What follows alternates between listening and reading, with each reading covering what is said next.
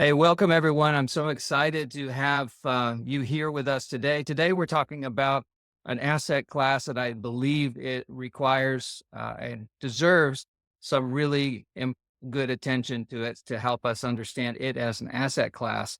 And it is this asset class of light industrial. And I have on the podcast with me today two experts in this area that I'm so pleased to have. So we're really lucky to have them, and I'm looking forward to getting their insights on this asset class. So, first, I'll just give a quick introduction to David Kotter. David Kotter is a co-founder and CEO of Hybrid Debt Fund and Integrity Capital. The company focuses on proactive commercial finance services for clients throughout the United States. Loans or equity parameters are 5 to 300 million, and they have funded over $2 billion to date. That's a big deal. At Hybrid Debt Fund, they specialize in structured asset-backed commercial debt investments that provide 8 to 12% risk-adjusted returns while preserving capital. So that's David Cotter. I'm going to jump to David Bean real quick, and then we'll hear from them as well. Hold on, David. So David is the VP of Sales and Leasing at Commercial Properties, Inc., a Corfac international firm. He began his commercial real estate career in early 2008 and specializes primarily in industrial sales and leasing in the Southeast Valley of Phoenix, Arizona, and has successfully completed over 4,500 transactions. It's a lot of work, David. His hard work, integrity, and dedication have proven to be beneficial to his clients' success. Welcome both. David Cotter, why don't you kick us off first and add a little bit more color to what I Well, introduced you with, and the same thing with David. I know people would like to know a little bit more about you both. yeah. Well, first of all, thanks for having me on. I'm excited to be here and have this conversation with both of you guys. Have a lot of respect for both of your craft. Yeah, I'm just, we're obviously focused on the capital side, the financing, the debt, the equity, and dealing with investors for our fund. But I'm just really into and excited about, small bay industrial. I think that's where things are going to continue to grow. Like there is this huge demand at very limited supply. And so yeah, I can't wait to have the conversation with both of you. So thanks. Great. Thanks, David. How about you, David Bean? Thank you again for having me on as well. My whole career since 2008, getting into the business at the downturn of the market has revolved around small bay industrial. It's been kind of a niche market, one that has flown under the radar for several years, but is now picking up a lot of steam and a lot of interest from big national players. Yeah. So we've specialized primarily in that small bay, 1,000 to 25,000 square foot industrial leasing that really is the main drivers of our US economy. It's the small businesses that's the backbone of our economy. And you're located here in Phoenix, Arizona. Phoenix, Arizona in 2008 was not a rosy picture at all. Yeah. It was not a fun slug at first. The market completely fell off and it was a learning experience. So started at the Yeah. bottom and crawled my way out. Okay, let's start here. Let's pretend, and this isn't a big stretch, that I know nothing about light industrial or small bay as you've described it. So while we start there, so as a definition, what is that asset class? When you say that, what do you mean? When people talk about small bay industrial, it means a host of different things. A lot of the national brokers or national economy will consider small bay anything under 100,000 square feet or less warehouse space. When our team talks small bay industrial, we're talking primarily 15,000 square feet and under. So it's really a sub-market of the small bay industrial market that really is the backbone of the economy. Those are the companies that are supporting the major players that you read about in the news. Here in town, it's TSMC and the new investments going into them. Well, that investment into that company in that industry requires hundreds, if not thousands of smaller contractors, subcontractors, suppliers, and all of those businesses need a place to locate and operate out of. That's really the world that we specialize in. Fantastic. So it's not the gigantic stuff. It's not the data storage. It's not the data centers. When you say bay, you're probably talking about a loading dock or a small loading dock or a place where you can roll up and put your tools in. I expect probably some space for admin staff.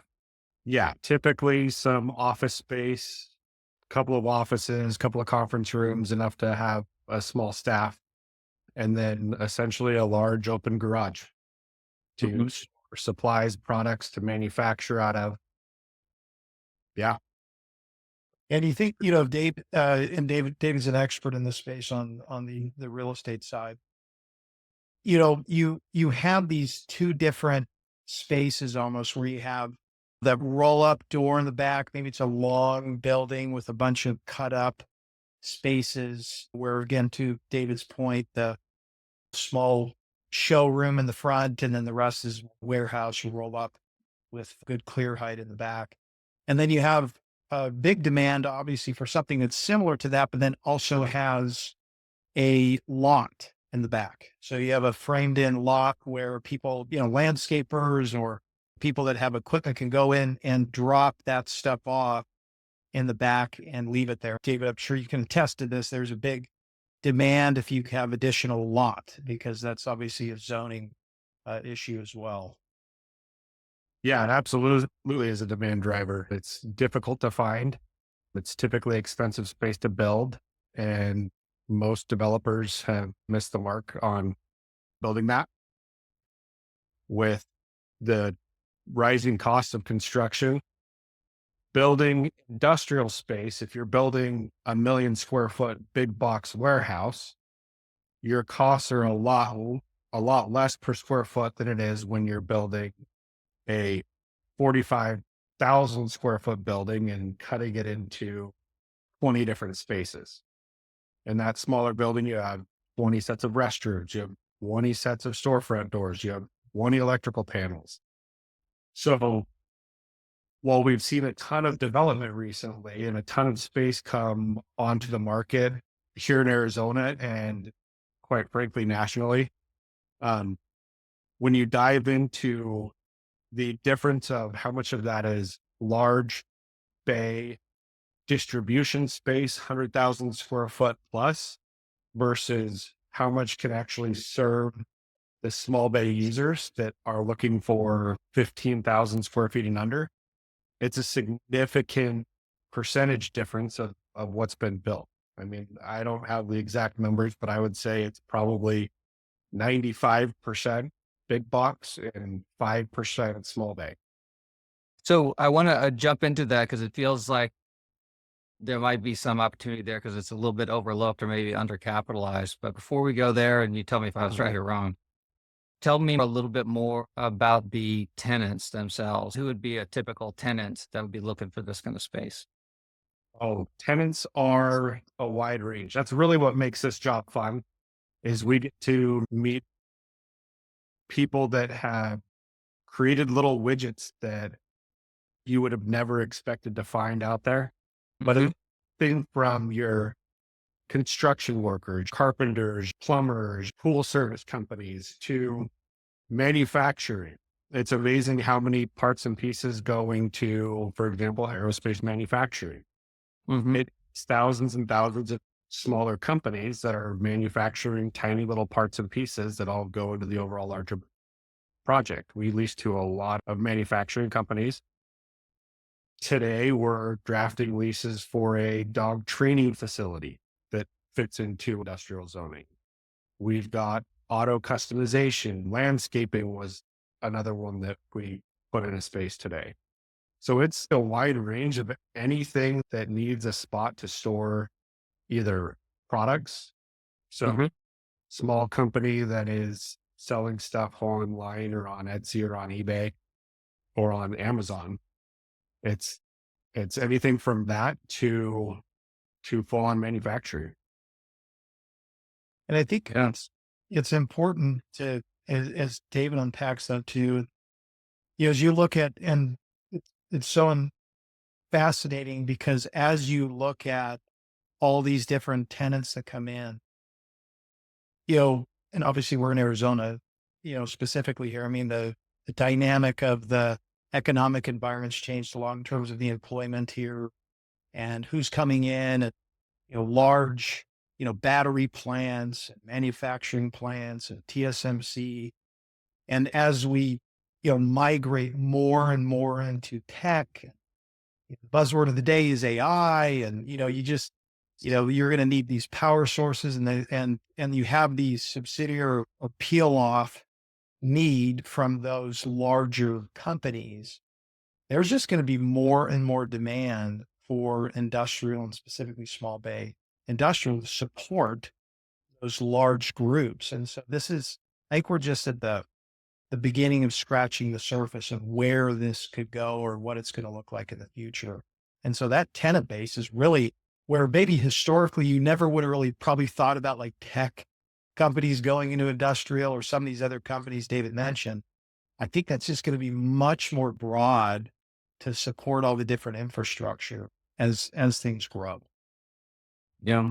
What I like about what I'm hearing is diversification. It's not like, hey, we're putting all of our chips on dog groomers or all of our chips on manufacturing. All those things are good, but you even said like dog groomers. So, and landscapers, I'm thinking of things that typically follow the roof lines. As people build out and communities expand, you're going to have more service businesses. And then if you've got industrial base, which certainly Arizona is growing its industrial base by leaps and bounds, that's a real diversification. So, is this just a Arizona kind of phenomenon, or is this an asset class that's getting more popular across the United States? And if so, in what areas look good to you guys?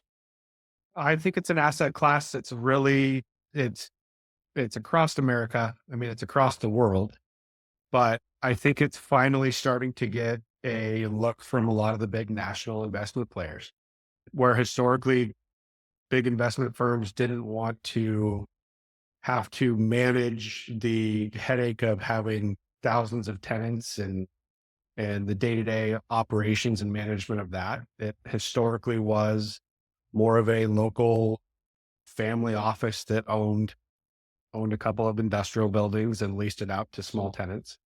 But the rising in rental rates, the lack of product out there that's helping push values, the increased demand from increased companies and industries moving into the area. Arizona, especially, we've seen benefits of um, the political processes that play out in other states has been a huge influx into the Arizona market, and and businesses easy to operate here. So with all those influxes, yet the lack of new product being built, it's kind of created this squeeze in the marketplace where rental rates have risen dramatically and will likely continue to rise. No new product coming online means that the stuff that's out there is getting older, and there's opportunities to buy and revamp it, do something that's more usable today, or just purely to invest in it. And we've seen a lot of big transactions and a lot of interest from large investment funds that historically didn't want to operate this product that is now coming into town to do so. Yeah, and David's hitting the nail on the head there. There's a lot of scarcity of the product. I was just pulling up some of the data for it. So like Louisville, Kentucky, they've got probably 1.6% for properties smaller than 50,000 square feet. The median lease is about 3.1 months for spaces between 10 and 25. You got Jacksonville, Florida, Tampa, they've got availability of 3.5 to 3.3%. There's just not a lot of space, and there's demand. And piggybacking a little bit off of what David said, the space that is available, it's older and it's outdated, and people need different heights and people need different power capabilities. And so that's going to pronounce the issue that, you know, as I always say, it's the three things are like capital, feet, and giants, right? Like capital's flowing into something, feet are moving in there, and the giants are moving in there of the companies. it's just naturally going to flow and follow. So as you see some of those states in the Carolinas, Georgia and Florida and southwestern states, I mean, the demand for it is just it's large. And right now, speaking from a capital perspective, there's huge demand and there is limited supply of capital right now where people are struggling and eking through to try to scratch together some way to get the stuff in there. Well, that's just made it so that product isn't able to come on accessibly as it has before. And as we're dealing with inflation and interest rates are high, it's just making it really difficult for people to go, "Oh, how do we get this thing to fit in there?" And so you just have that confluence of things happening right now that's going to just rocket this thing, I think, even further when, the dam loosens up a bit and capital's flowing more. But there is huge, huge demand. It kind of sounds like a story I've been hearing in multifamily. You guys probably know more about this than I do. I'm more of an oil and gas guy. But in multifamily, there's a lag time. It takes time to build out, and there's a certain number of predictable units every month, every year that need to be brought online just to, keep product fresh and for population growth, all those sorts of things. And having it in the right place too is a big factor. Is that a similar dynamic here? Because I expect when for the time that you say, "Hey, I'd like to build that there or buy that land," it takes a while. You got to talk to the city, pull permits, get a good contractor on the job, all that kind of stuff. I mean, it's likely, yeah. If you said go today, you said, hey, let's go find a site, let's go build. You're going to be 2 years before you're moving tenants in.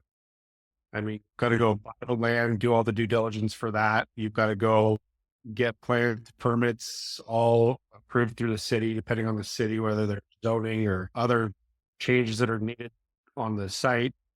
And then from there, it's a 12-month build time, likely. Mhm. So yeah, it's 2 years out. We've seen a very limited supply coming online in that small bay product. I mean, if you look at some of the statistics out there over the Phoenix market, for example, we've had 18 million square feet of industrial delivered in the past, I think it's 18 months.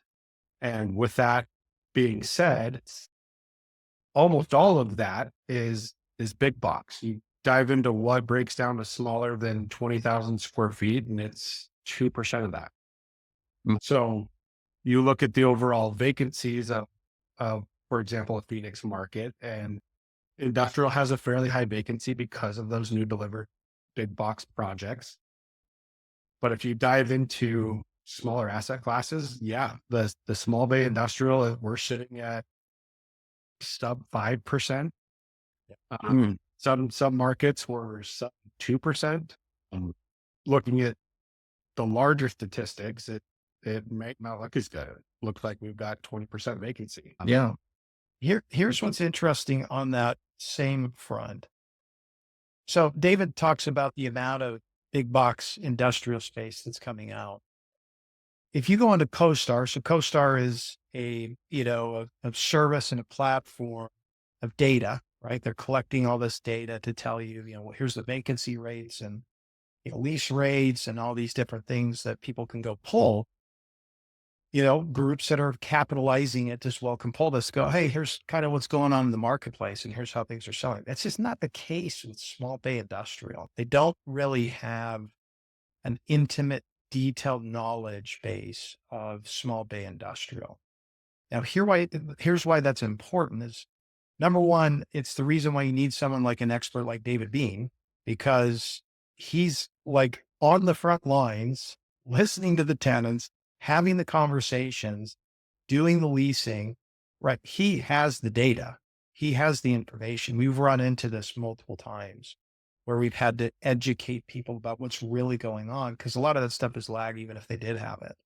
And so I think that second component of that that's really important to understand is that from an investment perspective, that's also where the opportunity lies, because you Mm. don't have exorbitant availability to data. I mean, think about, the residential mortgage world. I mean, you have access. It's such an efficient market that it's just hard to figure out how you're going to find a delta. And that's not the case in commercials in general, but I'd say even more so on small bay industrial. Why the opportunity is so great is because the demand is there, the wave is there, the data is not. You really have to mine for that, henceforth providing a tremendous opportunity for an investor to come in to capitalize on that when at the end of the day. What's the typical model for somebody who's built it out? Does the builder developer typically hold on to that and hire somebody like David to get it rented out? Or do they build it, sell it to other larger groups that just have a big portfolio of these things, or a little bit of both? It's a little bit of both. So one of Dave's clients and my mutual client, we worked together on a couple of projects where we developed, man, together, we've probably done 4 or 5 deals from 1,000 square foot bays on a 16,000 square foot building that we leased up and sold to a private family, to building larger projects that are 140,000 square feet total, multiple buildings, multiple tenants. Traditionally, developer to developer is different. Some are developing it to hold it long term and keep the cash flow. Others will develop it, lease it up, and sell it as an investment to someone else. So we've seen it on both sides, but it just is a very steady, stable investment class. Yeah, there's just that opportunity cost, right? If you're the developer coming in, the first part of that is that what is your specific goal? What is your motive? What are you trying to accomplish? And, merchant builders have a philosophy a lot of times of saying, look, I might want to get quicker returns for investors, right? They might say, I want to turn properties quicker and get money flowing. And then you just get your gains quicker.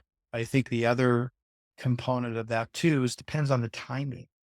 If you would have built something and then all of a sudden you land the plane in, middle to latter part of 22 going into 23, probably a little bit more hesitant to liquidate because the market just shifted pretty quickly when they started really jacking the rates up. And so, yeah, you see both, but I think both have merit. I think that's where your philosophy and timing and strategy really comes into play. Yeah. Well, it sounds like there's flexibility on the different kinds of exits or things that you can do with it. And if you've got, you can do a lot where you have a in-demand product that has a lot of tenants in it, right? So if you have the NOI, you've got a lot of options. That's for sure. Yeah. Well, Now, and it gives you diversity. So when you have a building with 30 tenants in it, you lose one, you still have the cash flow coming in. mhm. When you have a project that is older and a little more tired, you can either continue to operate it as it sits, do the minor repairs that are needed and continue the cash flow, or it gives you an opportunity to go in and completely revamp the project, increase rental rates, increase what you provide, and turn capital there. So Yeah. we've seen different owners have different strategies, and there can be multiple strategies with any one property.